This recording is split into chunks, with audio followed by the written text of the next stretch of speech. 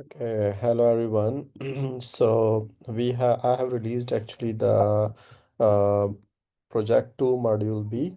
So if you go there, you will see this file, description file for module B of project 2. So you can simply download it and open the file. And actually, I guess I have it already opened here. No, not this one. Yeah. So here, what you need to do is in this module, we are going to do exactly the same thing what we did in module A of the project too, but with a difference that this time we are going to solve the problem using multiple threads. So let me just read it. So for example, uh, here you are given the input image file for module A. It is the same input image file as given in the module A, as given in the module A of the project. So, for example, let's say if the image has height of 512 and width of 256, then you can consider it as like having 512 rows and 256 columns, right? So then your program will ask user to specify the number of threads through as an argument to your main program. So let's say if user specifies 4 threads, then you need to distribute all the 512 rows equally among the 4 threads. So which means that each thread will get 128 rows. So each thread will be responsible for 128 rows. So thread 0, it will perform the operation of thresholding on pixels of row 0 to row 127. So including row 127, thread 1 will be responsible for performing the thresholding operation on pixel of rows 128 to row 225. Thread 2 will be responsible for performing the operation of thresholding on pixels of row 256 to row 383, and so on, right? So there is not big difference from the module A, but the thing is that you need to now use multiple threads.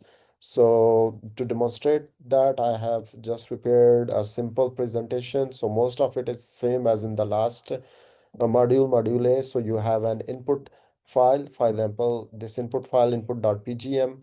So first memory will be created. So all this part is done now for you. You are only responsible for the part where you are creating the thread. So I will show you what parts you are responsible for. But these parts are done already in the skeleton, which is provided in the skeleton code. So you allocate a memory area so that you can hold the image in that, or you can copy the image into that memory area. So you copy all the pixel values from the file into that dynamically allocated memory, and after that you need to apply the threshold operation on the pixels. But here is the difference. This time there is a main thread which is responsible for creating, for example, let's say 2 more threads. If user specifies, okay, I'm going to use 2 threads, right? So it will create 2 more threads and then equally distribute the rows among those threads. So if there are 4 rows in total, so each thread will get 2 rows. And then, so for example, the red thread will perform the thresholding operation on all the pixels of the first 2 rows, and the purple thread will perform the thresholding operation on all the pixels of the row 3 and 4, right? So once the thresholding operation is performed, all the pixels will get the new values depending upon your threshold. So for example, if we have set threshold of 128, so only 3 pixels will get the value of 255, which are operated on by the purple thread, right? And after that, it will be the job of the main thread to copy. So main thread will actually wait now for purple thread and the red thread to complete the thresholding operation. Once they are completed, then the main thread will copy all the pixels from the allocated memory area into the output file, and then it will free the memory area and it will close the file, and that's it, right? So the difference here is, like previously there was a single thread which was doing the thresholding operation on all the pixels, but this time user will specify a number of threads which will be created by the main thread, and those newly created threads will be responsible for doing the uh, uh, thresholding operation on the pixels. So let me walk you through the skeleton. So actually, let me first go through the through the project description file. So if I open the project description file, so here you will see that, oh no, that this is from the module A. Let me go back to the module B.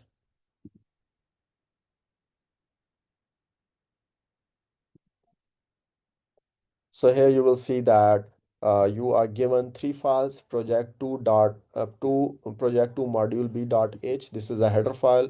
You are given a skeleton file, a skeleton project2 module b dot c, an input image and a make file, right? So what you need to do is that you need to complete the skeleton code by writing all the missing parts, which are indicated by to do's 1, 2, and 3. And these to do's are in project2 module.bh header file and also in the C file. So for example, if I open the header file here, so if I open the header file here, so you have to come write this threshold operation function. So the job of this threshold operation function is like to this function you will pass a parameter, right? Uh, and in that parameter, so this parameter will be actually a pointer to a variable of a structure type. And when I say variable of structure type, so in that structure you need to actually create a new struct. Go and look how the structure is created in C language, right? Remember, this is not a programming course, so I'm not going to teach you how to create structs here, but I can only give you hints.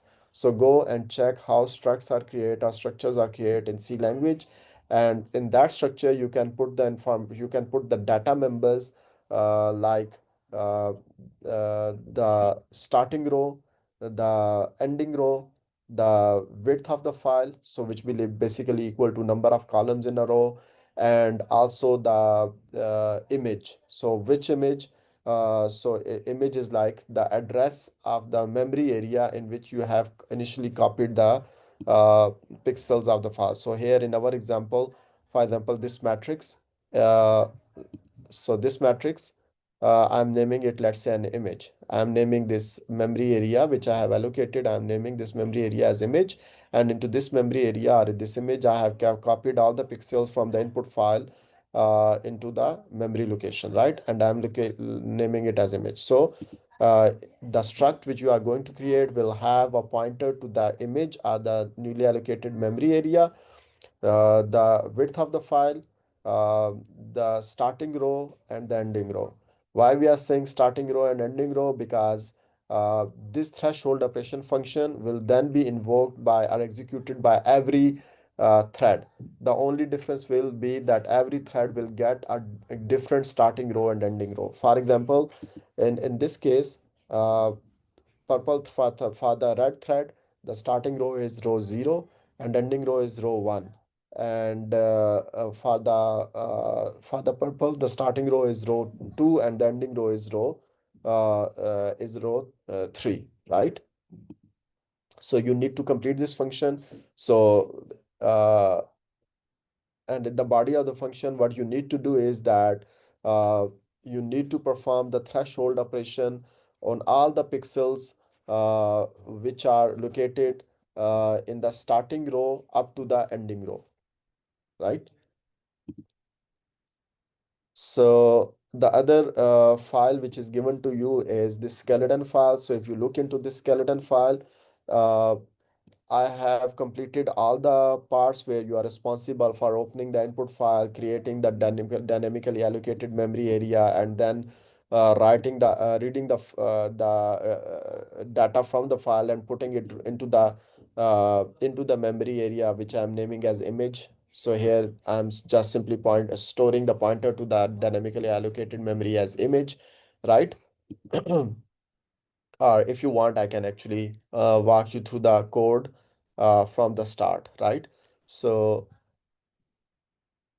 here we are just getting the pointers, getting the not pointer, the parameters. So the input file, the output file name, the threshold, let's say 128, and number of the worker thread count, let's say 4. So if like you are saying, okay, 4 threads should be created, right? And I'm then here I'm storing all those parameters. and threshold is a global variable in the header file. So I'm setting it to the threshold provided by the user, let's say 128. And then I'm making some variables for the purpose of timestamping. So I'm getting here the first timestamp, which is I'm naming as start, right? Why? Because at the end I will get another timestamp and get the difference between the first start timestamp and the end timestamp to find out how long it took for the program to complete. And then here I am saying, okay, open the file in read mode, and then I'm here doing the error checking to make sure that I was successfully able to open the file. And then uh, here basically I am reading the header of the file, right? And after reading the header of the file, I am checking like, okay, what is the height of the file. So remember, I have already read the height of the file into the variable height. So I'm just checking that if height is a multiple of the worker thread count or not. If not, I'm exiting, because we want our height to be multiple of worker thread count, so that the rows in the file, they can be equally distributed to the all the worker threads, right? And then here I'm dynamically allocating the memory of the required size, width time height time one. And then here I'm just doing the error checking that the memory was allocated successfully. And here I am reading the values from the file, input file, into the image, right? And once I'm done with that, I'm again doing the error checking to make sure that I have successfully written all the values from the file into the input file into the allocated memory, and then we are closing the file. Now here is your to do two in this file, which is now you need to create the threads, number of threads, how many worker thread count, which you have already received from the user as an input parameter of the program, right? And then you need to create that. For example, let's say if user enters 4, then you will create 4 number of threads, and then you need to make each thread responsible for doing the threshold operation on pixels of height divided by 4 number of rows. So let's say if height is 512 and you divide by 4, so then each thread will be responsible to do the threshold operation on pixels of 128 rows, right? Just like I explained in the description. So for example, thread 0 will be responsible for pixels of row 0 to 127. Thread 1 will be responsible for pixels of row 128 to 255, and so on, right? Yeah, so okay. And after that, after creating those threads, the parent thread, it need to wait for the created threads to complete. And then after that, after all of them are all of the created threads are, sorry, all of the newly created threads are completed. After that, the parent thread will continue, and what it will do is that it will open the output file, and here it is doing the error checking to make sure that the output file is opened successfully, and then it writes the header into the output file, and here it writes all the values from the dynamically allocated memory area into the output file. And here again the parent thread is doing the error checking to make sure that output file is written correctly, and after that the output file is closed and the dynamically allocated memory area is released. And here is the code, which is we are getting the another timestamp in the end variable, and then we are taking the difference between the end timestamp and the start timestamp to print the time, how long it took for the program to execute. Now let me go back here. So in to do 2, when you will be creating threads, you will be using pthread create function, right, of the pthread library. Now remember, when we had examples of pthread create in the slide. So when you call the pthread create, when you create the pthread when you call the pthread create function, you need to specify what function will be executed by the newly created thread. And remember, we want all of our threads to execute this function, threshold operation, right? And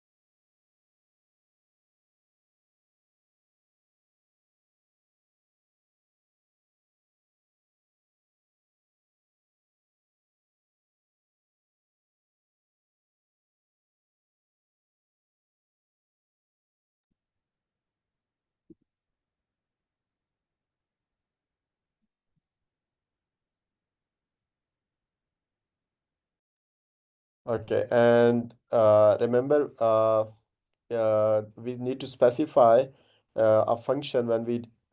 Okay, let me go back here. So in pthread create here, into the two, you need to specify a function which will be executed by the newly created thread. And that function will be uh, specified in the header file, and the name of the function is threshold operation, but you need to complete the body of the function. So again, as I explained earlier, the job of this function will be to do the threshold operation on the pixel of the only rows which are assigned to a thread. So basically you need to specify, you need to pass as a parameter the id or index of the starting row, the ending row, and you also need to pass the address of the memory location, which is basically image in this example, to this threshold function. But you cannot pass more than one parameter, right? So if you cannot pass more than one parameter, what you can do, you can create a structure, right? And then in the structure you can put all those parameters together, and then you can pass the address of that structure to the threshold operation.